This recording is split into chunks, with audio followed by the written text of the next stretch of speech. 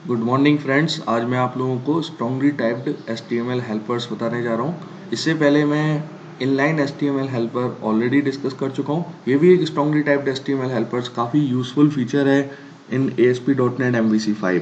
तो चलिए देखते हैं सबसे पहले कि स्ट्रांगली टाइप्ड HTML हेल्पर्स होता क्या है। तो देखिए सबसे पहले strongly typed HTML helpers are used to pass data from the model to the helper using expression syntax. देखिए सबसे पहली चीज़ क्या है कि आपको पता है कि अगर अपन MVC की कोई एप्लीकेशन क्रिएट करते हैं तो उसके अंदर कंट्रोलर होता है, व्यू होता है और मॉडल होता है। मॉडल का काम क्या होता है कि आप मॉडल के अंदर अलग अलग प्रॉपर्टीज डिफाइन करते हो। अब आप चाहते हो कि उन प्रॉपर्टीज के अंदर वैल्यू कुछ सेट हो जाए या गेट हो जाए, तो उन प्रॉपर्टीज को सेट करने के लिए या उनके अंदर वैल्यू को डालने के लिए, उन वैल्यूज को रिट्रीव करने के लिए आपको व्यू की रिक्वायरमेंट होती है। तो आपका जो व्यू होता है वो उन मॉडल प्रॉपर्टीज के अकॉर्डिंग जनरेट होता है। ये काम अपना होता है स्ट्रांगली टाइप्ड HTML हेल्पर्स के अंदर। इस काम को करने के लिए हम लोगों को लैम्डा एक्सप्रेशन की रिक्वायरमेंट होती है। लैम्डा एक्सप्रेशन क्या होता है ये आपको मैं एक नई वीडियो के अंदर बताऊंगा। तो अभी के लिए आप ये समझ सकते हैं कि lambda expression is a shortcut by which you can refer the property of model class. आपको सिर्फ इतना सा करना है कि एक लैम्डा एक्सप्रेशन का यूज करना है और उस लैम्डा एक्सप्रेशन का यूज करके आप डायरेक्टली मॉडल की प्रॉपर्टीज को रिट्रीव कर सकते हो और उसके अंदर वैल्यू को सेट और गेट कर सकते हो। ठीक है। तीसरा, इसमें एक नेमिंग कन्वेंशन आपको यूज में लेना पड़ता है। जैसे आप यहाँ देख रहे हैं कि HTML.helper name for। HTML.helper name for का मतलब क्या है? अगर आप कोई भी टेक्स्ट बॉक्स जनरेट करना चाह रहे हैं मॉडल की प्रॉपर्टी से, तो उसके लिए आपको लिखना पड़ेगा HTML.textbox for। ठीक है। इसी तरीके से अगर आपको ड्रॉप डाउन क्रिएट करना है तो HTML.dropdownList for आप लगा के ड्रॉप डाउन भी क्रिएट कर सकते हैं। तो ये कुछ नेमिंग कन्वेंशंस हैं, उन नेमिंग कन्वेंशंस का आपको ध्यान रखना है। तो चलिए आज अपन प्रैक्टिकली इसे इंप्लीमेंट करके देखते हैं कि ये काम अपन किस तरीके से कर सकते हैं। इस काम को करने के लिए मैं ऑलरेडी एक नया सिंपल प्रोजेक्ट क्रिएट कर चुका हूँ जो कि MT-MVC प्रोजेक्ट है। अब इस प्रोजेक्ट के अंदर सबसे पहले मैं एक नया कंट्रोलर ऐड करता हूँ।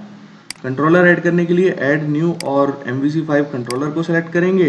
कंट्रोलर का नेम मैंने यहाँ होम दे दिया। होम देने का रीजन ये होता है कि ऐप कॉन्फ़िगरेशन फाइल जो होती है आपकी, उस कॉन्फ़िगरेशन फाइल के अंदर by default entry home controller और इंडेक्स सेक्शन की होती है। तो सबसे पहले आपने एक होम कंट्रोलर क्रिएट कर लिया, लेकिन जो मैंने आपको बताया कि स्ट्रांगली टाइप्ड व्यू का मतलब क्या होता है कि आपको एक क्या करना है, मॉडल प्रॉपर्टीज के अकॉर्डिंग आपको अपना व्यू जनरेट करना है। तो आप मॉडल्स पे जाके राइट क्लिक करके और क्लास को ऐड कीजिए, यानी कि मैं एक मॉडल क्लास को ऐड करने जा रहा हूँ। इस क्लास का नेम जैसे मैं यहाँ लिख लेता हूँ एम्प्लॉय। ये मैंने एम्प्लॉय के नाम से क्लास क्रिएट कर ली। अब इस एम्प्लॉय के अंदर मैं मल्टीपल प्रॉपर्टीज डिफाइन करूंगा। प्रॉपर्टीज के अंदर एक्सेस मॉडिफायर हमेशा क्या होता है, पब्लिक होता है। EMP ID आपने लिखा, गेट और सेट मेथड को यूज में लिया। ये गेट और सेट मेथड दोनों वैल्यूज को, यानी कि आपने जो मेंबर वेरिएबल बनाया इसके अंदर वैल्यू को सेट करने के लिए यूज में आएगा। दूसरा, आपने एक और प्रॉपर्टी ली EMP नेम, गेट और सेट, आपने दो मेथड यहाँ लगाए। इसी तरीके से आप एक और ले लीजिए एड्रेस, और ये आपने गेट कोमा सेट आपने इस तरीके से यहाँ लिख दिया। ठीक है, ओके। तो तीन प्रॉपर्टीज आपने यहाँ डिक्लेयर कर दी। अब आपको करना क्या है, इन प्रॉपर्टीज के अकॉर्डिंग एक व्यू जनरेट कराना है। तो व्यू को जब आप जनरेट करेंगे तो आपको करना क्या होगा, ऐड व्यू करेंगे आपके जो एक्शन के अंदर। इसके अंदर मैं यूजर लेआउट पे क्लिक कर देता हूँ अभी के लिए, ये थोड़ा सा टाइम लेगा। सबसे पहला काम जो होगा, आपको अपने मॉडल का रेफरेंस इस व्यू के टॉप पर पास करना पड़ेगा यूजिंग मॉडल प्रॉपर्टी। ठीक है, ये अपन कैसे करते हैं, सबसे पहले आपको @model लिखना है। फिर उसके बाद जो आपका प्रोजेक्ट का नेम है, जैसे मेरे यहाँ इस एप्लीकेशन में प्रोजेक्ट नेम है स्ट्रांगली टाइप्ड हेल्पर्स इन हिंदी, तो मैं ये चीज़ यहाँ मैनुअली लिखूंगा क्योंकि मुझे कंप्लीट रेफरेंस इसका पास करना है।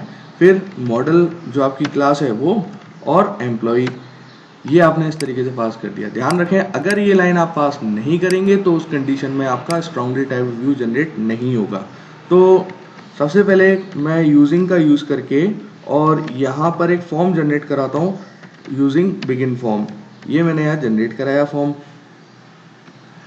इस यूजिंग यूजिंग को लेने का मतलब क्या होता है, इससे आपका जो फॉर्म जनरेट होता है उसके अंदर ओपनिंग फॉर्म टैग और क्लोजिंग फॉर्म टैग दोनों होते हैं। तो सबसे पहले आपने ये क्रिएट कर लिया। अब मुझे यहाँ कुछ कंट्रोल्स क्रिएट करने हैं। तो जैसे मैं यहाँ एक लेवल ले लेता हूँ, एक सिंपली अपन लेबल लेते हैं जिसके अंदर मैं लिख देता हूँ एम्प्लॉय आईडी, और एम्प्लॉय आईडी को लेने के बाद अब मुझे करना क्या है, यहाँ एक अपना स्ट्रांगली टाइप्ड व्यू जनरेट करना है। तो देखिए स्ट्रांगली टाइप्ड व्यू जनरेट करने के लिए आपको करना क्या होता है, जैसे आप एम्प्लॉय आईडी को एंटर कराना चाह रहे हो यूजर से इन टेक्स्ट बॉक्स, तो आपको लिखना पड़ेगा @html.टेक्स्ट लिखा आपने।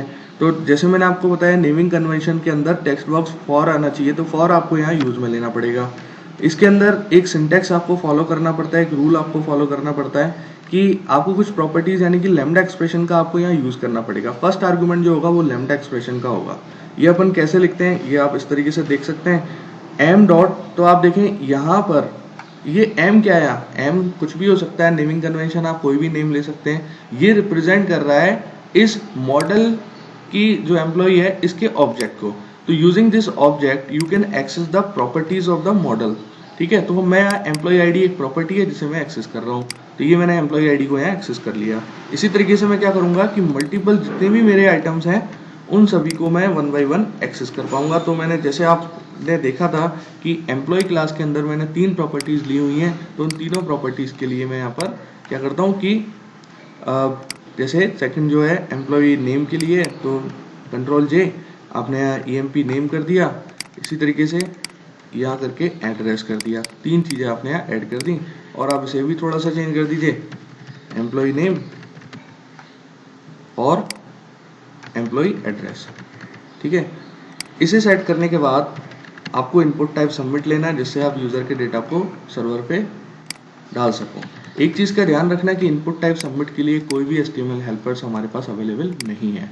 तो जब मैं इस प्रोग्राम को रन कराऊंगा तो आप देखेंगे कि मुझे क्या आउटपुट मिलता है। तो दोस्तों आप लोग यहाँ देख सकते हैं कि यहाँ मुझे वैल्यूज मिल रही हैं, जैसे एम्प्लॉय आईडी आ रहा है, इसमें मैं कोई वैल्यू डाल सकता हूँ, या एम्प्लॉय नेम डाल सकता हूँ, या एड्रेस डाल सकता हूँ। सेव बटन के ऊपर जब मैं क्लिक करूंगा तो ये डेटा आपका सेव हो जाएगा। स्ट्रांगली टाइप व्यू का रीजन क्या हो सकता है, क्यों इनको बनाते हैं, आपको जैसे डेटाबेस से डेटा फैच करके लाना है, या डेटाबेस में कोई डेटा एंट्री करनी है, अपडेट करना है, डिलीट करना है, तो आपको उस कंडीशन में मॉडल को बनाना ही होगा। साथ ही साथ इन मॉडल्स का यूज करके हम काफी सारे काम इंप्लीमेंट कर सकते हैं जिनको आप आगे चल के देखेंगे। तो दोस्तों अगर आपको ये वीडियो मेरा पसंद आया हो तो प्लीज आप मेरे चैनल को सब्सक्राइब कीजिए, क्योंकि मैं आने वाले टाइम में MVC के कंप्लीट वीडियो ट्यूटोरियल्स डालने वाला हूं। इसके साथ web API, AngularJS, JavaScript, jQuery, इनके भी मैं वीडियो ट्यूटोरियल डालूंगा। तो प्लीज मेरे चैनल को सब्सक्राइब कीजिए। Thank you very much.